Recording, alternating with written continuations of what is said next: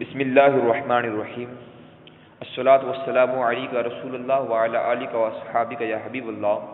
الصلاۃ والسلام علیک یا نبی اللہ وعلی آلک واصحابک یا نور اللہ صلی اللہ تعالی علیہ وسلم۔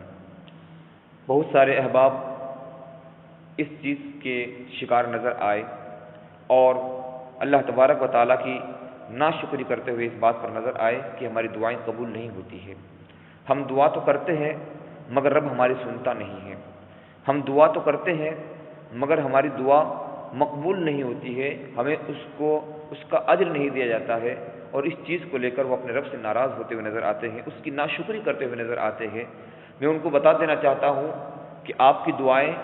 جو آپ رب تبارک و تعالیٰ سے مانگ رہے ہیں وہ کبھی بھی رائے گا نہیں جائے گی۔ جب تک آپ اللہ کریم کی بارگاہ میں نیک دعا کرتے رہیں گے، رب تبارک و تعالیٰ کی بارگاہ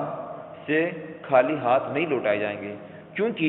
روایتوں کے اندر آیا ہے کہ دعا کی توفیق بھی اسی کو ملتی ہے جس کو کچھ دیا جاتا ہے۔ جس شخص کو کچھ نہیں دینا ہوتا ہے تو اس کو دعا کی توفیق بھی نہیں ملتی ہے۔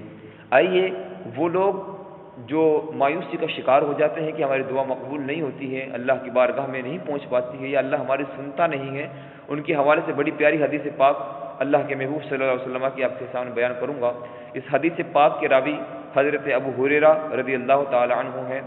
آپ نے بیان فرمایا کہ نبی کریم صلی اللہ تعالی علیہ وسلم نے ارشاد فرمایا، ما من مسلم يدعو الا استجیب له اما ان يجعل له في الدنيا واما ان يدخر له في الاخره واما ان يكفر عنه من ذنوبه بقدر ما دعا ما لم يدعو باسم او قطيعه رحم۔ یہ حدیث پاک آپ ماشاءاللہ جب سنیں گے اور ان لوگوں کو بھی سنائیں گے جو ناشکری کا شکار ہو جاتے ہیں، جو اللہ کریم سے مایوس ہو کر بیٹھ جاتے ہیں اور اللہ کریم کی بارگاہ سے جو نا امیدی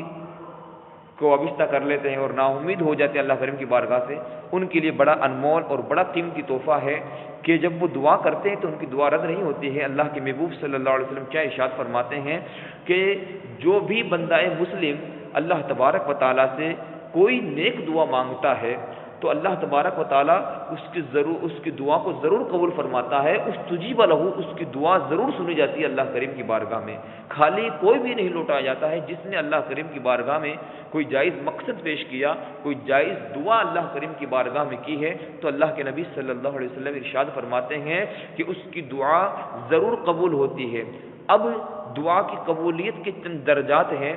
وہ آپ ملاحظہ فرمائیے۔ جب دعا کی قبولیت کے چند درجات آپ کے سامنے ہو جائیں گے تو آپ کا دل مطمئن ہو جائے گا کہ ہماری دعا رائے گاہ نہیں جاتی ہے، ہماری دعا رب کی بارگاہ میں سنی جاتی ہے اور اس کا اجر ہمیں ملے گا۔ اللہ کے نبی صلی اللہ علیہ وسلم ارشاد فرماتے ہیں اس کی دعا کا پہلا درجہ یہ ہے کہ اما ان یجعل له فی الدنیا، یہ اس کی دعا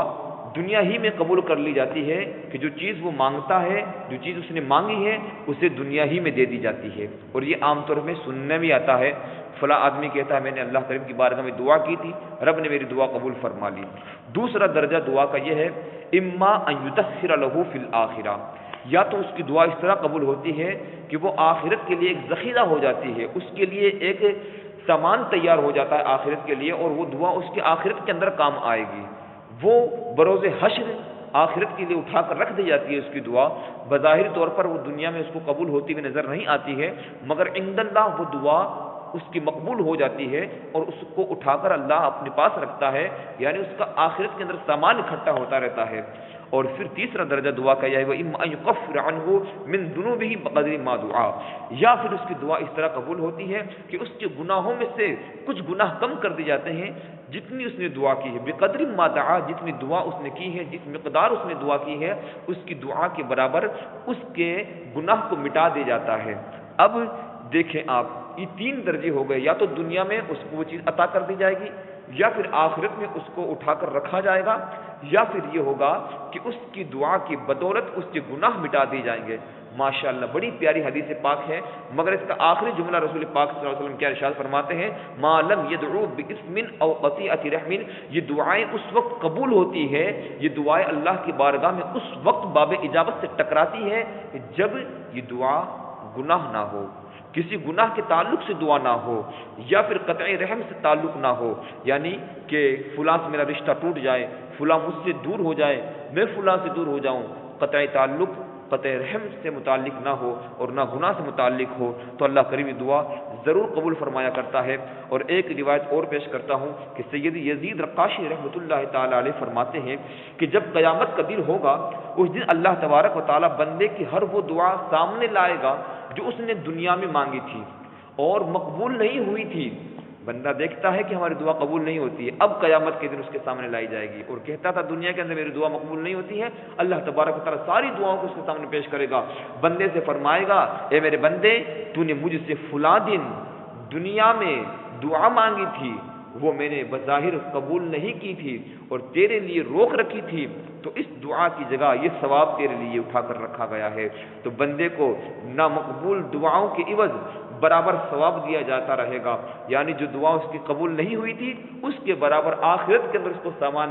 مہیا ہوتا رہے گا، آخرت میں اس کے لیے ثواب دیا جائے گا، یہاں تک کہ وہ بندہ تمنا کرے گا کہ کاش اللہ تبارک و تعالیٰ نے اس کی دعا، اس کی کوئی دعا کبھی قبول نہ فرمائی ہوتی